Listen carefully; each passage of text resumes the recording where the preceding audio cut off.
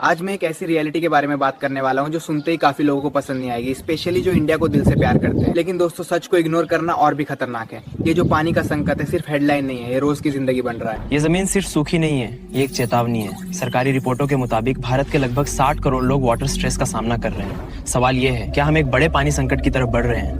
भारत दुनिया का सबसे बड़ा भूजल उपयोग करता है। हर साल हजारों नए बोरवेल खोदे जा रहे हैं, लेकिन समस्या ये है, जितनी तेजी से पानी निकाला जा रहा है उतनी ही तेजी से प्रकृति उसे वापस नहीं भर पा रही। सरकारी रिपोर्ट्स के मुताबिक भारत के 21 बड़े शहर ग्राउंड वाटर खत्म होने के खतरे में हैं। दिल्ली, बेंगलुरु, चेन्नई ये सिर्फ नंबर नहीं है, ये एक चेतावनी है कि अगर पानी मैनेजमेंट नहीं बदला तो अगले कुछ सालों में पानी सबसे बड़ा राष्ट्रीय संकट बन सकता है। इंडिया के पास दुनिया का सिर्फ 4% फ्रेश वाटर है, लेकिन पॉपुलेशन है 18%। इसी इम्बैलेंस की वजह से वाटर क्राइसिस अब धीरे धीरे एक नेशनल रिस्क बन रहा है।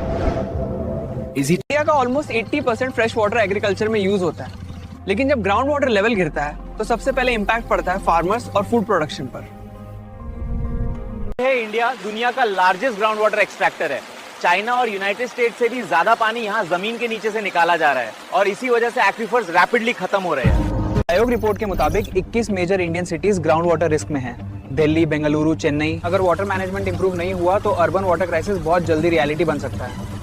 बहुत से इंडियन सिटीज में लोग अब रेगुलर पाइपलाइन वाटर पर डिपेंड नहीं कर पा रहे हैं, इसलिए tanker water supply urban life का एक कॉमन रियलिटी बन चुका है। पानी की कमी ही प्रॉब्लम नहीं है, कई इंडियन सिटीज में 30 से 40% ट्रीटेड वाटर लीकेजेस और इंफ्रास्ट्रक्चर लॉसेस की वजह से वेस्ट हो जाता है। अर्थ पर अवेलेबल वाटर का सिर्फ 2.5% ही फ्रेश वाटर है। अगर हम आज से वाटर प्रोटेक्ट करें तो फ्यूचर जनरेशंस के लिए लाइफ सिक्योर हो सकती है। नीति आयोग के अकॉर्डिंग 23 तक इंडिया की वाटर डिमांड अवेलेबल सप्लाई से लगभग डबल हो सकती है। अगर प्लानिंग इंप्रूव नहीं हुई तो सिचुएशन और सीरियस हो सकती है।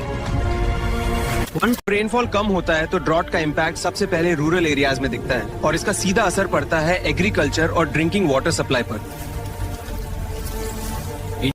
एक्सपर्ट्स के अकॉर्डिंग इंडिया में रेनफॉल पैटर्न्स अब काफी अनप्रेडिक्टेबल हो रहे हैं, कभी एक्सट्रीम फ्लड्स और कभी सीवियर ड्रॉट सिचुएशंस।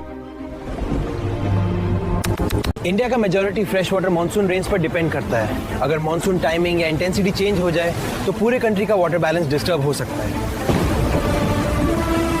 और क्लाइमेट चेंज की वजह से ग्लोबल टेम्परेचर्स कंटिन्यूअसली इंक्रीज हो रहे हैं और इसका डायरेक्ट इम्पैक्ट इंडिया के मॉनसून सिस्टम पर भी पड़ रहा है। साइंटिफिक स्टडीज के मुताबिक ग्लोबल टेम्परेचर्स लगातार इंक्रीज हो रहे हैं और rising heat levels water resources और रेनफॉल सिस्टम्स को डायरेक्टली अफेक्ट करते हैं।